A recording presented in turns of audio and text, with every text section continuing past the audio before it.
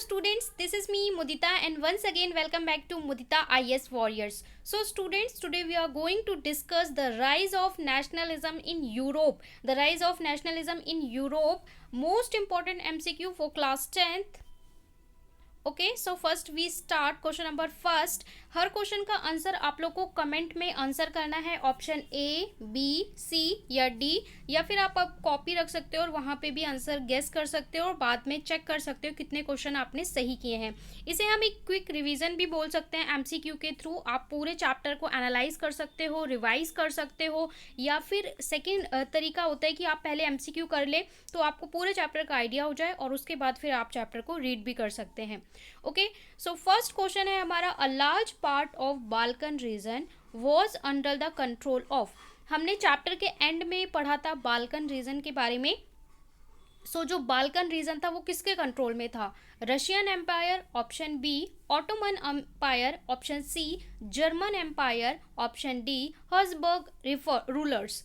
Okay so आपको choose करना है ऑप्शन ए, बी, सी और डी. इसका आंसर क्या होगा? इसका आंसर होगा ऑप्शन बी, ऑटोमन एम्पायर. हमने ऑटोमन साम्राज्य के बारे में, ऑटोमन एम्पायर के बारे में चैप्टर के एंड में पढ़ा है.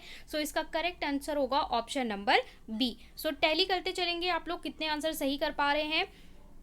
सेकेंड क्वेश्चन है, the allegory of the German nation who wears a crown of oak leaves. Who wears a crown of oak leaves was a. कौन थी?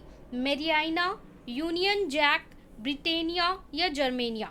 देखिए हमने पढ़ा था कि हम अलग अलग जो नेशनलिज्म के सिंबल के रूप में यूज़ करते थे ना फीमेल लेडी को, तो यहाँ पे अलग अलग का नाम दिया है. तो किसे वियर कराया जाता था? Crown of oak. Okay option A, B, C और डी क्वेश्चन नंबर 2. इसका करेक्ट आंसर क्या होगा? होप आप लोगों ने कर लिया होगा आंसर. इसका आंसर होगा option D, Germania. Germania Germania wears a crown of oak leaves. Okay, so D is the correct answer. Come to the next question, question number 3.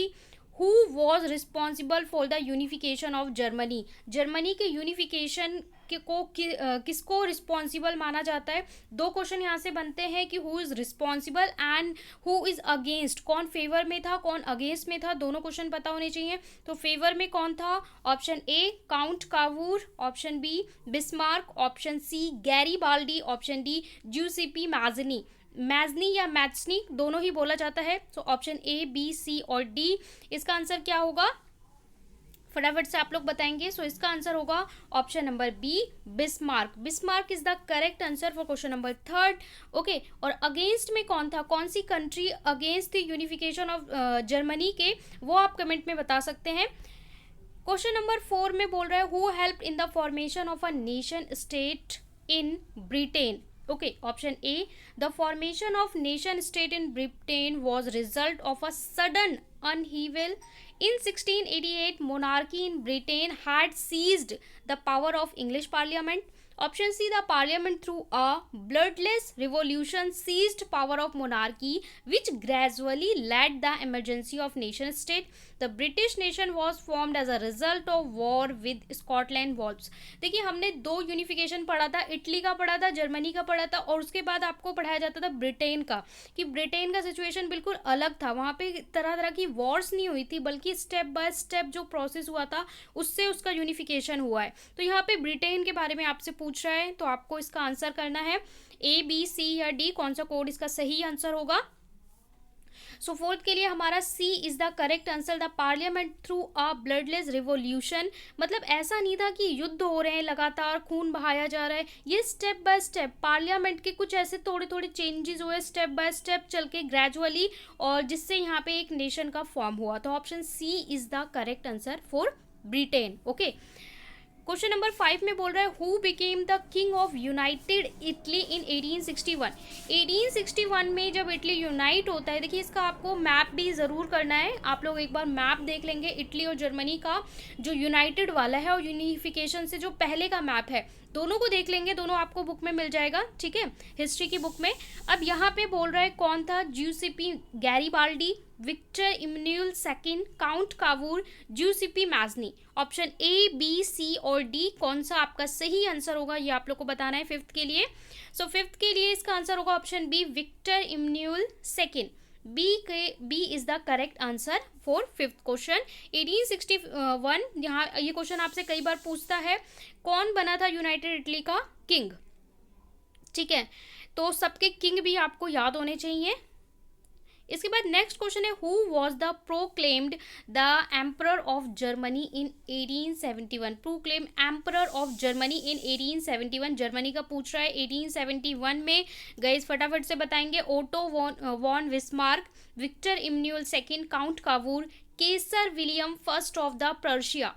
Okay, so ये आपने पढ़ा भी है, जब चैप्टर हमने पढ़ा था तो हमने पढ़ा था यूनिफिकेशन में, है ना। मैंने आपको बॉक्सेस के थ्रू पढ़ाया था कि कौन आज़ाद होने के बाद बना था, तो वो चीज़ आपको पता होनी चाहिए। Option A B C D. Sixth, okay, Hindi medium को पढ़ाया था, ओके, इंग्लिश मीडियम नहीं पढ़ाया, हिंदी मीडियम में पढ़ाया। तो सिक्स के लिए आपका क्या आंसर होगा? सिक्स के लिए आपका आंसर होगा option D, Kesar William first of Persia, D. ठीक है, सिक्स के लिए क्या होगा? डी हमारा करेक्ट आंसर होगा। टैली करते चलेंगे और पॉजिटिव एटीट्यूड के साथ करेंगे कि आप लोग सीख रहे हैं। 3 वॉर्स ओवर 7 ईयर, 3 साल में 7 युद्ध, ठीक है, 7 ईयर्स में, सॉरी, 3 वॉर्स थे with Austria, Denmark, Germany, France, ended in Danish victory, Persia victory, French victory, German victory.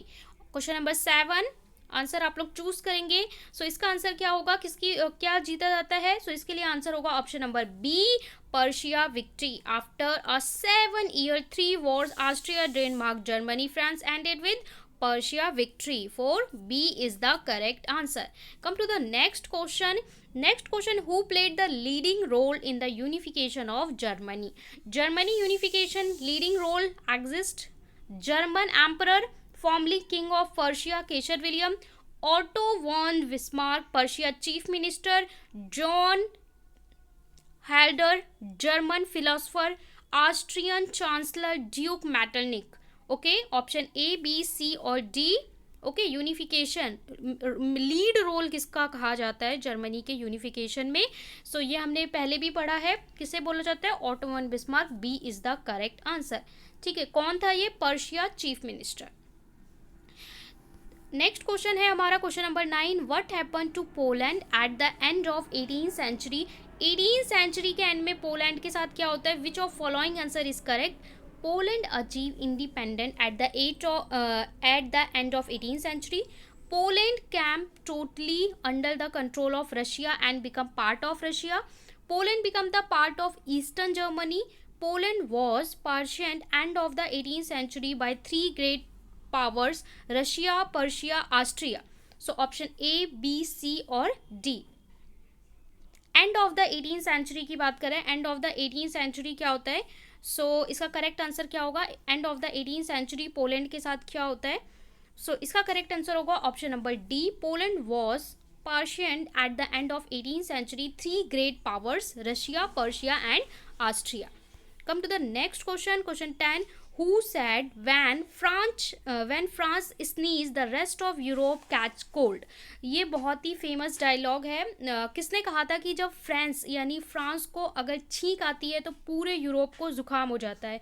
When France sneeze the rest of Europe catch cold, Garibaldi, option B Bismarck, option C Mazzini, option D Duke Metternich.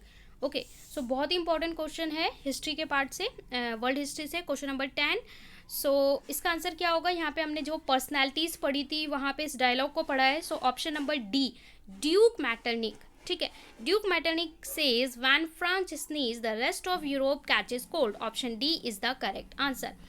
Okay, question number 11, the treaty of recognize Greece as an independent nation. Option A, Vienna 1815. Option B, Constantinople 1832, Warsaw 1804, Lipes 1830. The treaty of recognized Greece as an independent nation. कौन सी treaty, कौन सी संधि हुई थी independent nation for Greece? Question number 11. Question number 11. Option B 1832। Okay, 1832 Constantinople. Okay, 1832। Question number 12, the term universal suffrage mean? Universal suffrage और we can say term suffrage का meaning क्या होगा?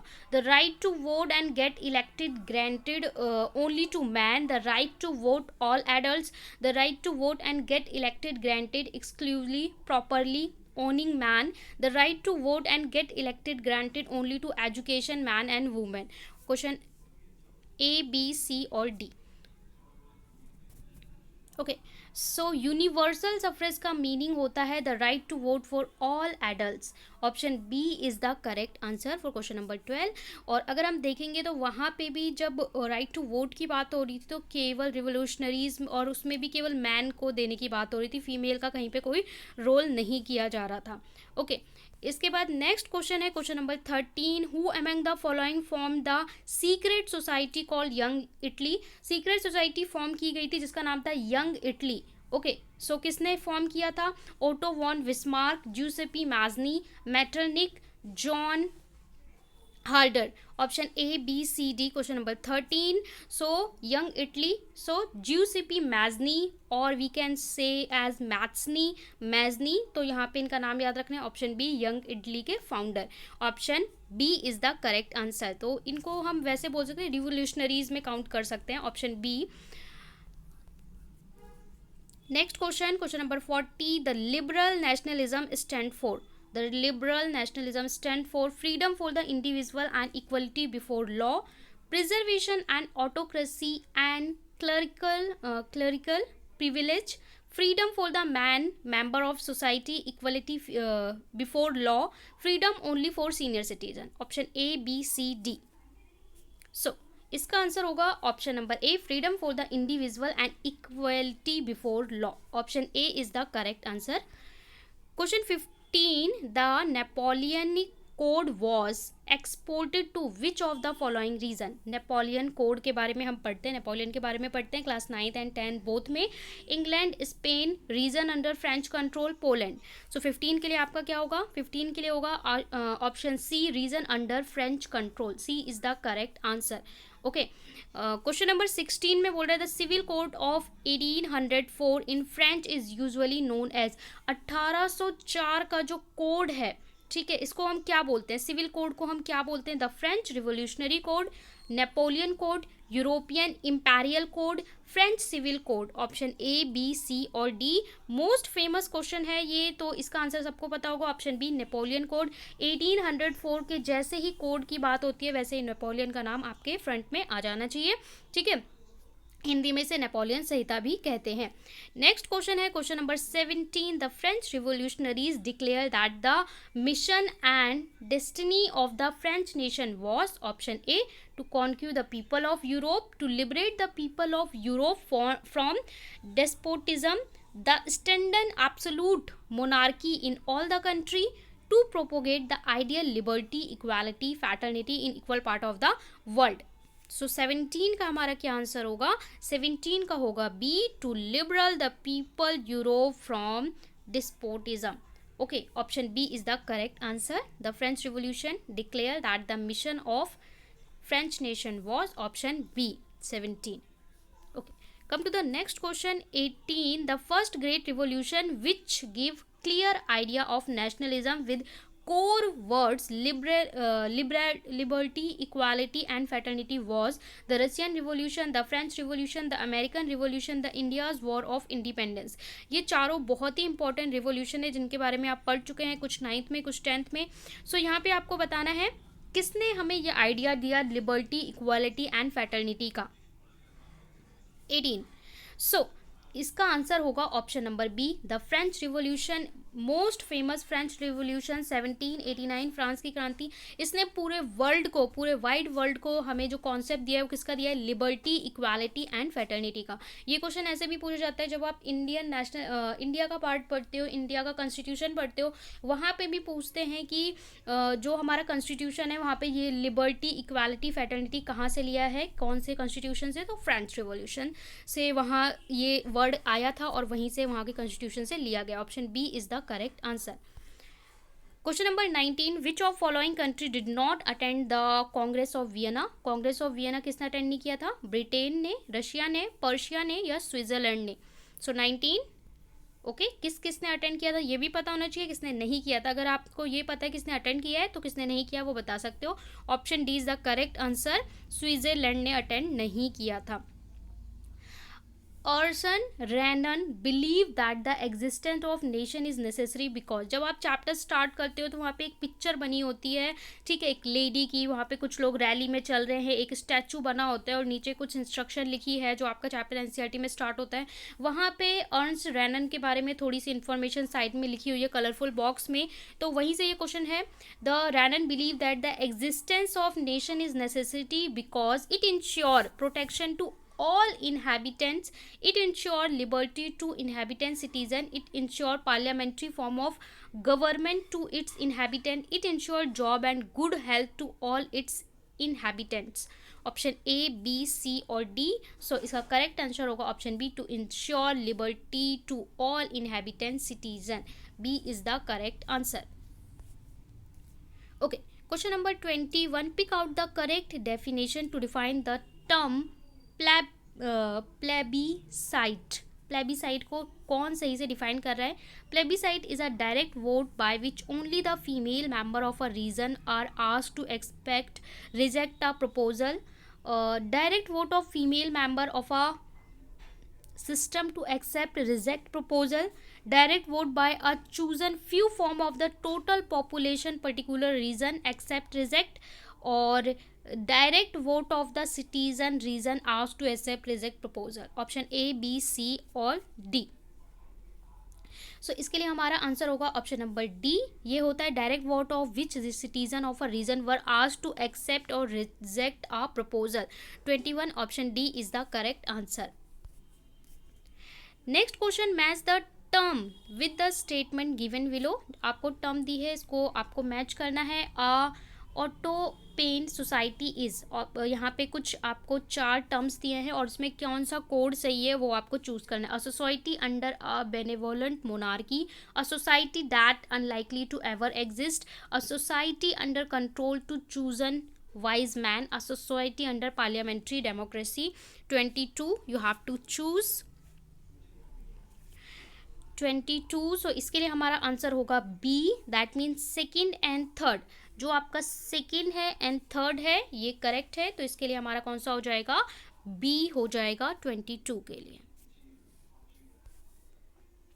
23 question में, choose the correct nationality of the artist Frederic Sorrieu who visualized in his painting to society made up democratic societal republic। इन्होंने painting बनाई थी, जो chapter start होता है तो German, Swiss, French, American. Option A, B, C, D. 23rd। So answer क्या होगा इसका? आंसर होगा बी, स्विस 23rd के लिए।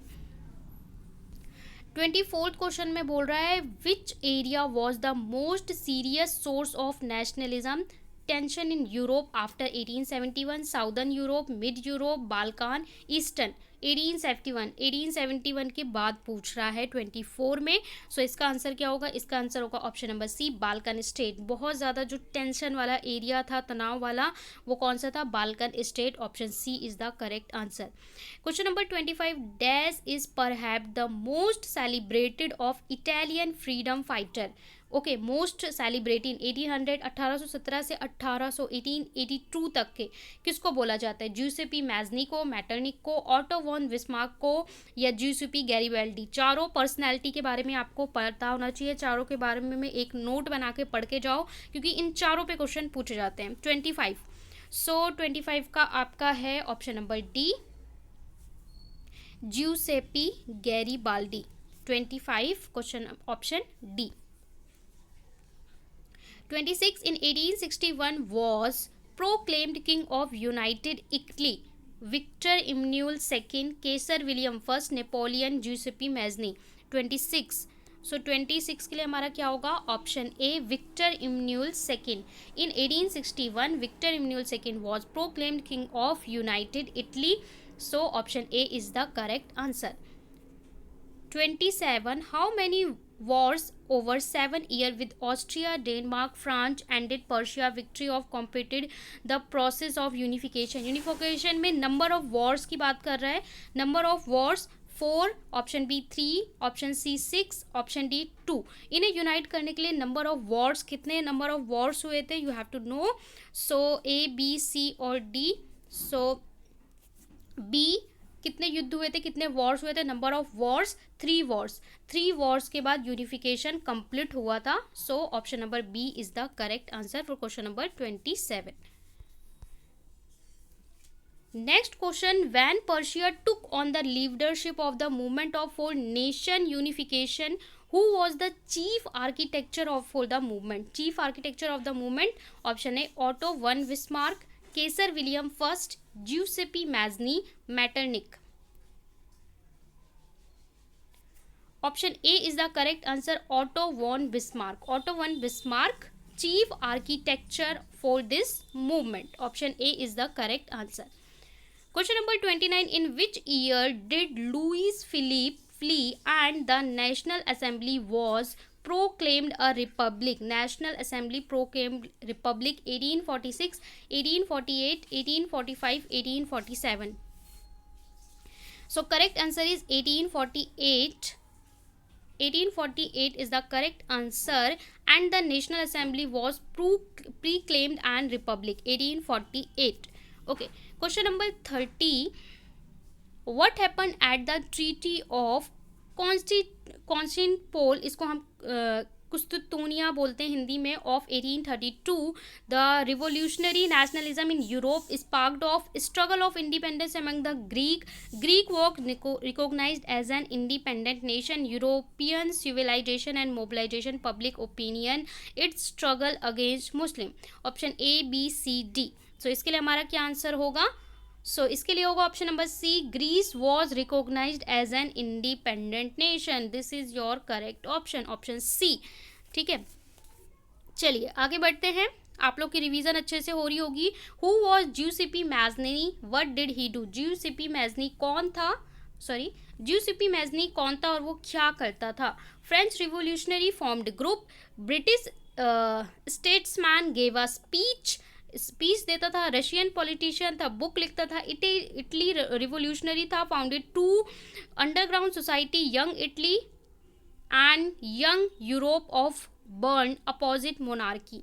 ओके, सो 31 आप लोग को बताना है. इसका आंसर आपको पता चल चुका होगा. Option D is the correct answer. Giuseppe, एक ही क्वेश्चन में 2 क्वेश्चन पूछ लिया है. था कौन? तो ये इटालियन रिवोल्यूशनरी था. और किया क्या था इसने सोसाइटी फॉर्म की थी, अंडरग्राउंड सोसाइटी. ठीक है, मतलब जो छुपी होती है सोसाइटी से. यंग इटली, जैसे हम देखते हैं जब हमारे यहाँ फ्रीडम फाइट चल रहा था तो बहुत सारी ऐसे लोग थे जो काम करते थे अंडरग्राउंड रह के.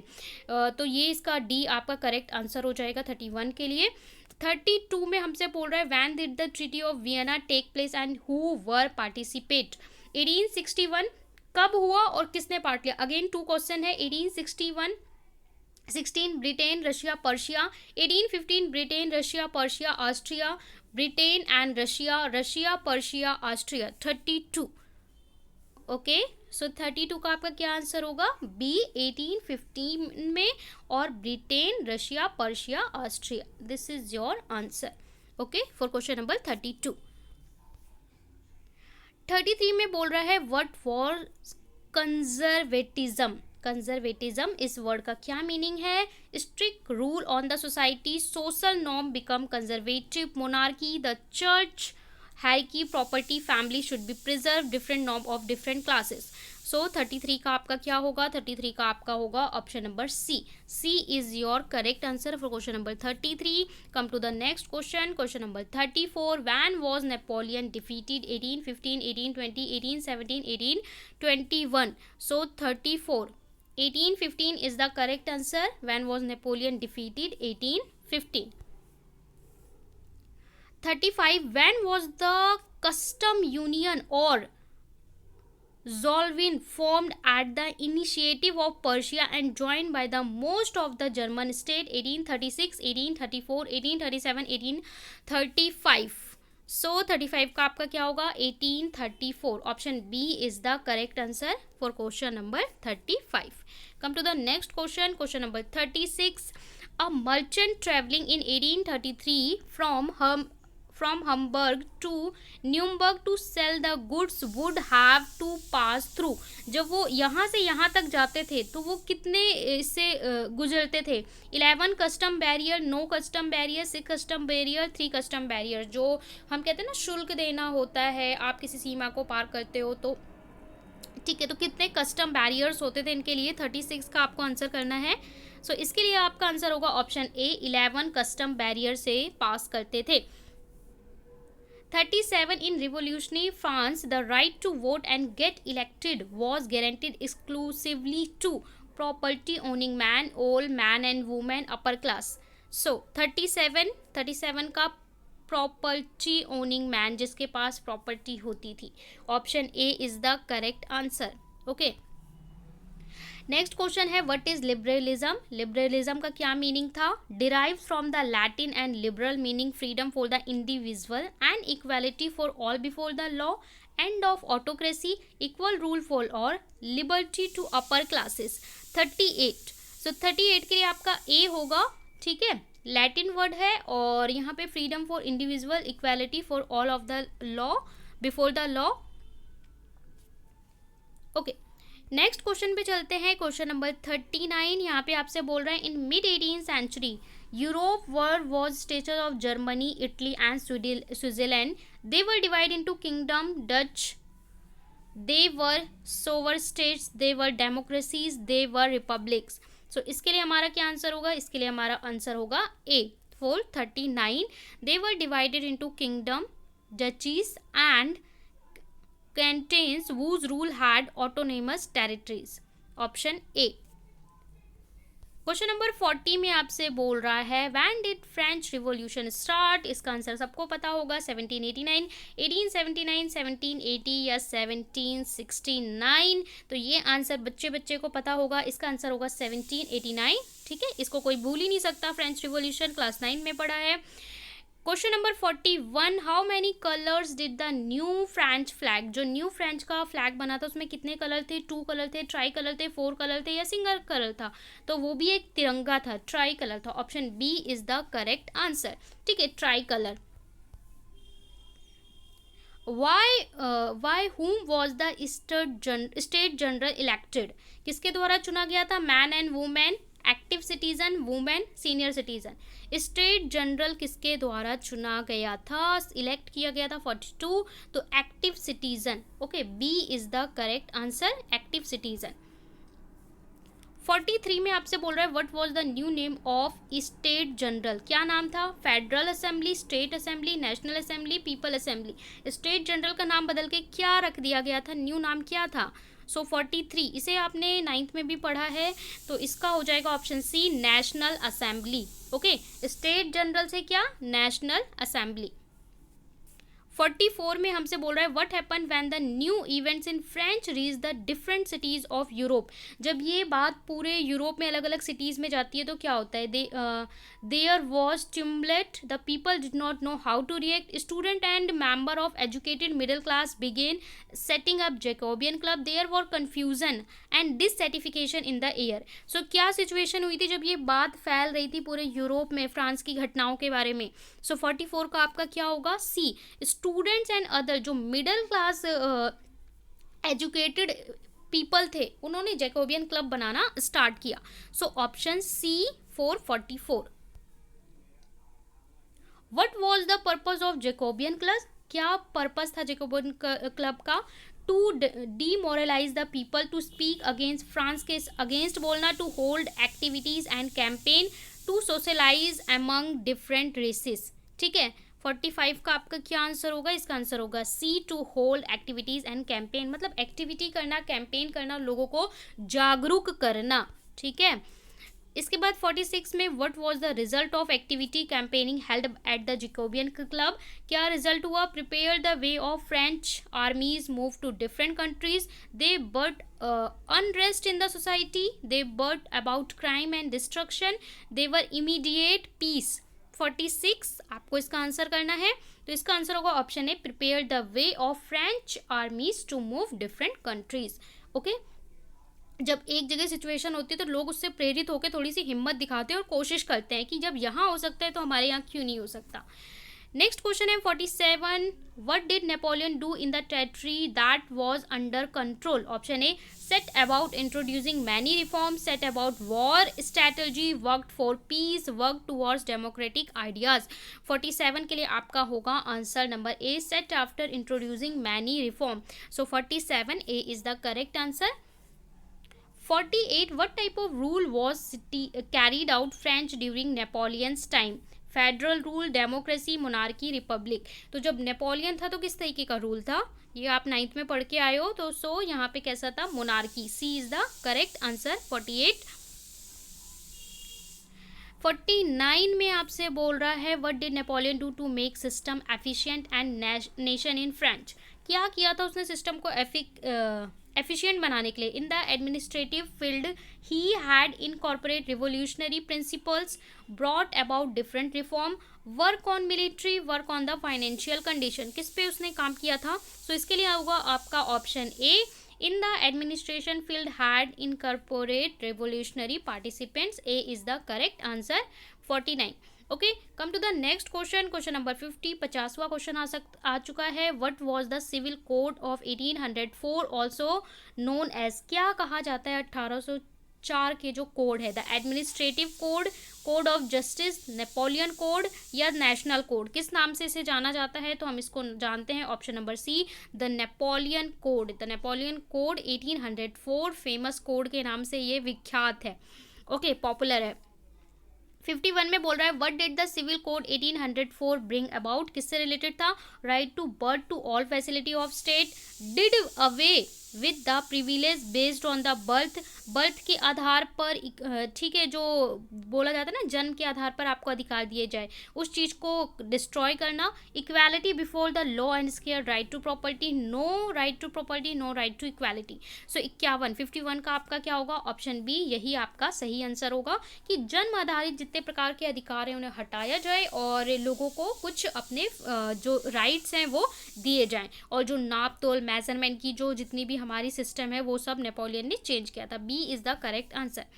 52, what did Napoleon do in the rural area for these reason? उनके जो रूरल एरिया थे वहाँ पे क्या किया था? Simplified administrative division, abolish federal system, federal system को अबॉयलिश किया, free peasant from serfdom and manorial due, जो जमींदार और इस तरह की जो व्यवस्था थी उन चीज़ों से मुक्त किया, made administrative strict, encourage federal system, federal system को इनकरेज किया, फेडरल मतलब होता है संघवाद, put taxes on the peasants. So 52 इसका आपका ए होगा। ठीक है, सिंप्लीफाई किया था एडमिनिस्ट्रेटिव लॉ को और अच्छे लॉज लाए थे 1804। उनकी जो नागरिक संहिता थी उसमें बहुत सारे लोगों को राइट्स देने की भी बात की गई थी।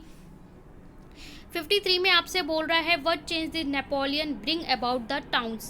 शहरों में क्या किया था? देखिए दोनों जगह पे, कस्बों और शहरों दोनों जगह पे, guide restriction were removed, transport and communication system were improved, transport जो कम्युनिकेशन सिस्टम है जो इम्प्रूव किया, peasant, artisan, workers and businessman enjoy a newfound freedom, transport communication system were improved, peasant, artisan, worker, businessman had to pay tax, इनको tax देने को बोला, guide restriction remain as were। So option A, B, C, D इसका भी आपका option ए होगा कि guide restriction were removed, जो ऐसे रिस्ट्रिक्शंस थे, जो पहले जो व्यवस्थाएं थी उन्हें हटाया गया, एडमिनिस्ट्रेटिव सिस्टम को इम्प्रूव किया गया, ट्रांसपोर्ट कम्युनिकेशन सिस्टम को इम्प्रूव किया गया, पीजेंट्स को, आर्टिजन्स को, worker, businessman enjoy new found freedom. So option A is the correct answer. तो ये थे आपके सारे क्वेश्चन। आई होप आपको अच्छे से चैप्टर रिवाइज हुआ हो। वीडियो को ज़रूर लाइक करें, शेयर करें, सब्सक्राइब करें। PDF आपको टेलीग्राम पे दे दिया जाएगा और चैनल को सब्सक्राइब ज़रूर कर लें जिससे आप कोई भी अपडेट मिस ना करें।